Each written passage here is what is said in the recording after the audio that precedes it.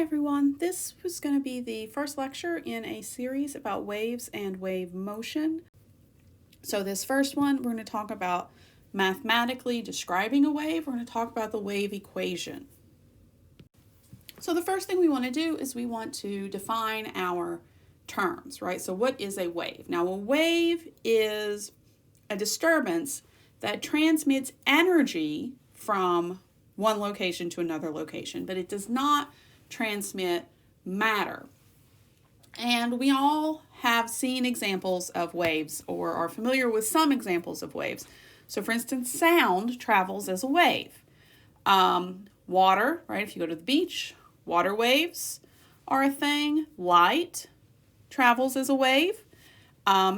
Stadium waves, right? If you go to a large sporting event, obviously before the world shut down. But if you've ever been to a large sporting event, right, people do the wave around the stadium. And what happens is the energy moves around the stadium, but the people only move up and down in place. Light waves, what moves here is, again, energy moves forward and electric and magnetic fields oscillate back and forth for light waves. And in fact, in physics 2, you'll spend a fair amount of time on light waves, so we're not going to really cover that so much here. We'll stick to mechanical waves. So we can classify our waves in a few ways. And the way that we're going to mostly do is we're going to talk about mechanical waves. Mechanical waves require a material, a medium to travel through. So mechanical waves are waves on strings, sound waves, water waves, people waves in a football game, right? These are all mechanical waves. Electromagnetic waves, which is light, but also all of the kinds of light, so radio waves, ultraviolet, infrared, gamma rays, X-rays, visible light, all of that is electromagnetic waves. Electromagnetic waves actually do not require a material, do not require a medium. Electromagnetic waves can travel through empty space, can travel through a vacuum, whereas mechanical waves require something to travel through. Matter waves is our third kind of wave, and again, we're not going to really deal with that. Matter waves are associated with subatomic particles, electrons, protons, so on. Matter waves are more of a quantum mechanical thing. So if you take a quantum mechanics course at some point, then you'll deal with matter waves. But for us, for this week, for this semester, we're going to be talking about mechanical waves. In physics 2, you're going to spend a good amount of time with electromagnetic waves. And then if you take an upper level quantum mechanics course, then you'll learn about matter waves there. So one way to classify waves is by whether or not they require a material or a medium to travel through. So mechanical waves, which is what we're going to be dealing with, require a material. Electromagnetic waves do not. But the other way that we can think about waves is we can think about classifying waves according to their shape. So electromagnetic waves are transverse waves. Water waves are transverse waves. Waves on strings tend to be transverse waves. And a transverse wave is a wave where the oscillation is perpendicular to the wave motion. So think about a stadium wave, right? All the people in a stadium doing the wave. The people oscillate up and down, but the wave travels left to right. That's a transverse wave. And in fact, a stadium wave is actually just a wave pulse, but it is a transverse wave pulse where the oscillation is up and down, the wave motion is left to right. Same thing here. The sinusoidal wave is a transverse wave. The oscillation is up and down, the motion is left to right. Now, the other kind of a wave is a longitudinal wave. And a longitudinal wave is one where the oscillation is parallel to the displacement. So what you have, right, imagine these particles are all oscillating back and forth, and as they do that, the wave travels forward parallel to the oscillations. And so what you end up with is areas of high pressure called compressions and areas of lower pressure called rarefactions. you can just say high pressure and low pressure regions. Sound is a longitudinal wave. These are also sometimes called compression waves. So longitudinal waves, also sometimes called compression waves.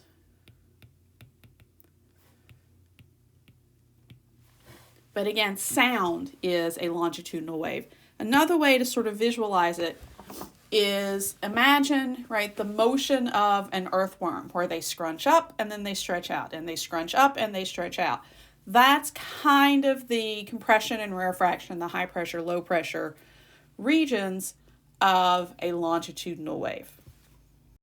So if we want to describe waves mathematically, and we're going to model even our longitudinal waves as a sinusoidal wave. But if we want to describe our waves mathematically, we have the wave equation. Now this wave equation here, this equation, which is just the equation of a wave, is the solution to a second order differential equation in two variables. So the differential equation that we end up having to solve is d squared y dx squared is equal to wave speed velocity squared d squared y dt squared. Now, you don't really need to bother so much with this differential equation other than it's going to come back a little bit in physics 2 when we talk about electromagnetic waves. But other than that, what we need to know is that the solution to this differential equation looks like this. If we solve this for y, we have y as a function of two variables, of x and t. So the y of x part, that's the wave moving forward part. The y of t part, that's the simple harmonic motion oscillating up and down part.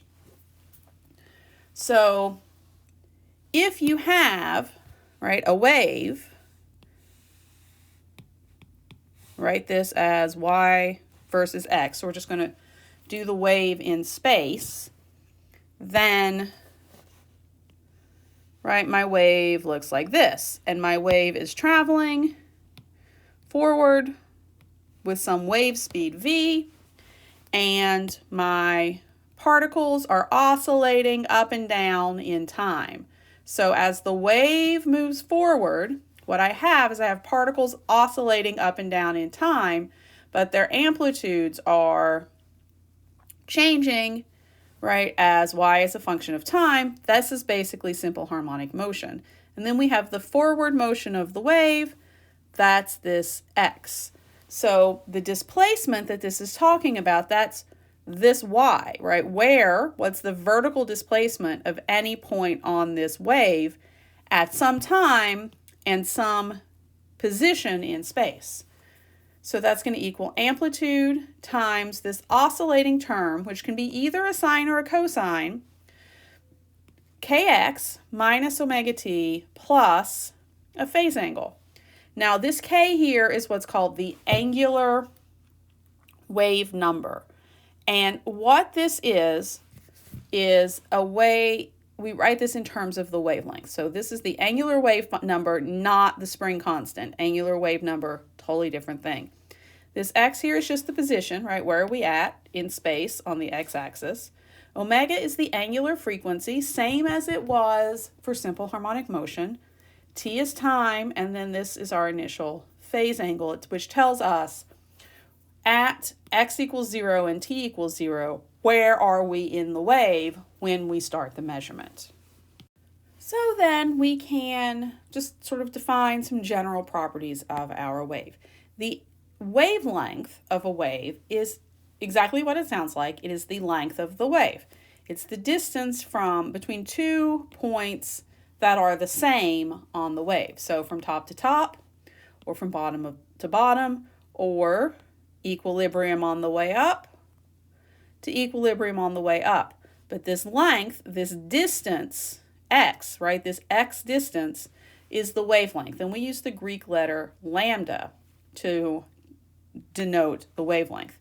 But the wave number, this k in our wave equation, is 2 pi divided by the wavelength. And so what this k is essentially is a conversion factor to put this x into radians, because if we have it inside of our trig function, everything in here has to be in radians. Also, when you're doing homework problems or whatever, make sure your calculator is in radians. So this angular wave number here just tells us where physically are we in the wave, right? Where in space are we in the wave? What fraction of the wave has this position x gone past or gone through? And so this angular wave number, just 2 pi over the wavelength, tells us, right, is a conversion factor to put this into radians. Now the amplitude is the same thing that the amplitude was. It is the maximum displacement from equilibrium for a particular point on the wave. So as this spot oscillates up and down, the amplitude, same as it was for simple harmonic motion, is the maximum distance from y equals 0. Then the period is the time it takes for one whole wave to go past you. So as this is oscillating up and down and the wave is moving to the right, the period is the time it takes for one wave to go past you. And so the frequency, f, the frequency here, this f is 1 over the period. And f is just the count. It is how many waves go past in 1 second. That's all that is. And then our angular frequency here is 2 pi over the period, or 2 pi times the frequency. And again, that just tells us, right, omega t tells us where are we in the wave in time, and this omega is essentially a conversion factor to put the time into radians.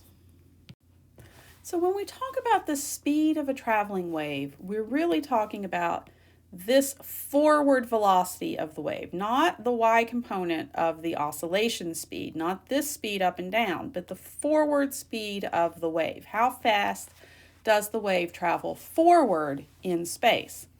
And for a wave traveling in the plus x direction, we can write our wave equation as amplitude, sine or cosine, kx minus omega t plus our phase. So this is for a wave traveling, in this case, to the right. For a wave traveling in the negative x direction to the left, then our wave equation becomes kx plus omega t plus phase. And we'll get into why these signs are the way they are in the next lecture. But it turns out that the speed of my traveling wave is given by, right, how fast forward it's moving is given by the angular frequency over the angular frequency over the wave number, or linear frequency, the f, the count, times wavelength. And the reason this works out the way it is because we know that angular frequency is 2 pi f, and remember f is just the count. How many waves go past you per second? And our angular wave number is 2 pi over the wavelength. So omega over k, which is our wave speed, is 2 pi f over 2 pi over the wavelength. And so my 2 pi's cancel, and I can bring my wavelength to the top, and I get frequency times wavelength. And the units of this are going to be meters per second, because frequency has units of counts per second, right? Cycles per second. So the frequency has units of 1 over seconds, and my wavelength has units of meters. So I end up with meters per second. So that is the wave speed going forward. So basically, what I would like for you guys to notice here is that if you know your way around the wave equation, right? And the wave equation is just how we describe our wave mathematically. If you know your way around the wave equation, then you know essentially everything there is to know about the wave. You know its amplitude, you know its wavelength, you know its frequency, you know its wave speed, you know what direction it's traveling in. Now this phase angle here doesn't tell you very much about the wave. It just essentially tells you where are we putting our y equals 0 and our our x equals 0 and our t equals 0 line. So if I put my origin where it is in this picture, right, let's say then my phase angle is 0 because that is exactly a sine curve. But if I put my origin here, I've just moved it up by 90 degrees or pi over 2. If I put it here, I've moved it up. We're looking at the green one here because that's our t equals 0, 1, right?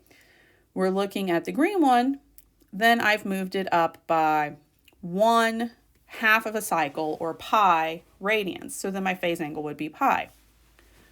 So all this phase angle tells me, all this phi here tells me is where did I put my origin? Where is the wave in its motion in the cycle at the location where I put the origin and at time t equals 0. So now let's talk a little bit more about wave speed. So remember, the wave speed is the forward velocity of the wave, right? When the wave is traveling forward, what's that velocity? Now it turns out for mechanical waves and even for electromagnetic waves, the wave speed depends only on the medium. Now we know that we defined the wave speed just now as frequency times wavelength. But the wave speed for any mechanical wave or electromagnetic wave, the wave speed depends entirely on the medium. So for a wave on a string, right? So imagine a musical instrument, right? Imagine a guitar or a cello or a violin or a piano for that matter. Or imagine, right, if you have a string that you're flicking and oscillating up and down. The speed that the wave travels down that string depends on the properties of the string. It depends on the tension in the string and the mass per unit length. So this mu here is the mass per unit length. That is the total mass of the string divided by the length of the string. So I can rewrite this as the wave speed for a wave on a string as the square root of the tension over mass per unit length. And again, that's the mass of the whole string, and L is the length of the whole string. So then this becomes the tension in the string times the length of the string divided by the mass. So you can see that wave speed is faster for a given mass, right? If I hold the mass of the string constant, bigger tension in the string or a longer string of the same mass, right? Because again, this mass per unit length, this is the linear mass density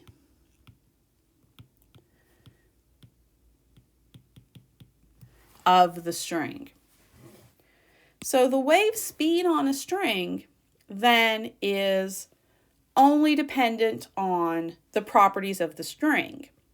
And then the frequency of the wave is fixed by whatever generates the wave. So if you have a string tied to a doorknob and then you're flicking the other side up and down, the frequency is just, right, how many flicks per second are you making with your hand, right? How fast are you flicking it up and down? That's the frequency of the wave. And so then the wavelength you can find by using here our definition from the wave equation previously. So then finally we want to talk about the energy of a wave. So we know that waves carry energy, right? We defined a wave as a disturbance that carries energy through space but not matter. Particularly with mechanical waves, right? Energy is traveling through space, but not matter. So here, right, if you are flicking this string up and down, right, you have this wave that's traveling forward. And as this wave travels forward, the parts of the string are just oscillating up and down. So the string itself is not moving forward, only the energy is moving forward. So if we want to talk about the displacement, right, of our particular string element here as this moves up and down, we can use our wave equation. y is a function of x and t, right, is amplitude. Here we're using cosine, but again, it doesn't really matter. It just changes your phase angle, your phi in the equation. So here, our displacement of a string element is given by our wave equation, a sine or cosine kx minus omega t. And this is minus because, again, this is moving forward in the positive x direction.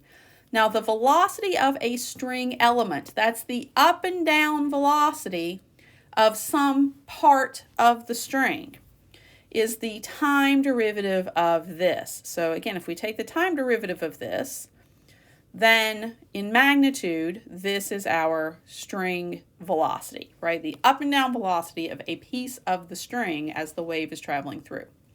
So if we want to look about, okay, what's the kinetic energy of this point on the string as it oscillates up and down? Well, kinetic energy, right, half mv squared, is proportional to velocity squared. And the maximum velocity of this piece of the string, we know from simple harmonic motion, is just angular frequency times amplitude. So the maximum kinetic energy of this piece of the string is proportional to angular frequency squared times amplitude squared. So the energy depends on frequency and amplitude. It does not depend on wavelength.